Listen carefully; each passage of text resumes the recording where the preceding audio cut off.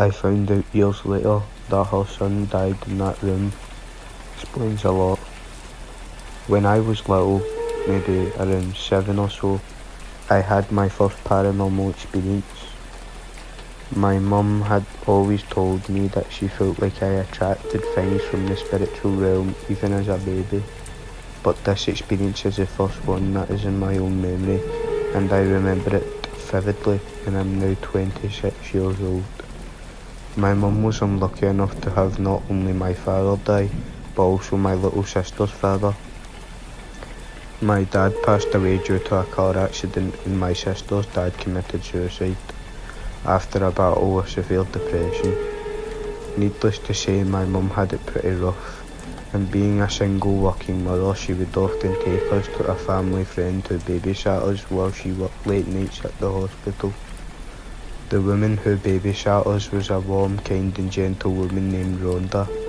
She always took the best care of us and my sister, and I had really enjoyed staying with her.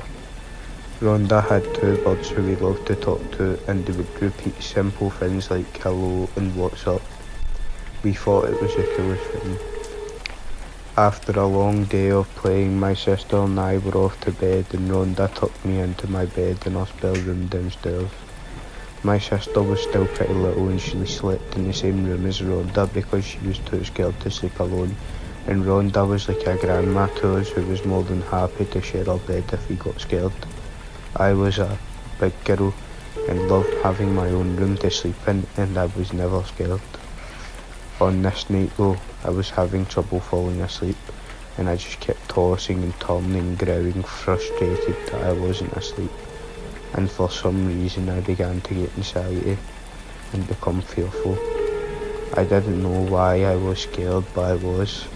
After what felt like forever of me laying there contemplating getting up and crawling into Rhonda's bed, I heard something, and a low, calm male voice say, "Marissa, it's okay, just go to sleep." This surprised me, but it didn't scare me. I believe that as a child you're more open and susceptible to paranormal things due to the fact that you're not conditioned to be fearful yet. With age you learn what's scary and all the things that go bump in the night that you should run away from. But I was still so innocent that I didn't register this as threatening. Actually, this calmed me down, and I started to feel very tired and just accepted what the voice told me and went to sleep. The next morning Rhonda made us breakfast, as she always did. She sat across from me and sipped her coffee that I always asked for a sip of because I wasn't already a strange child. I also had a taste for coffee. She asked me how I slept, and I told her that I was scared and that someone told me to go to sleep.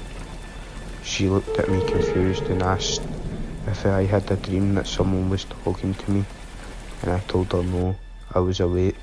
She said it was probably the birds talking, and again I told her I was sure it wasn't.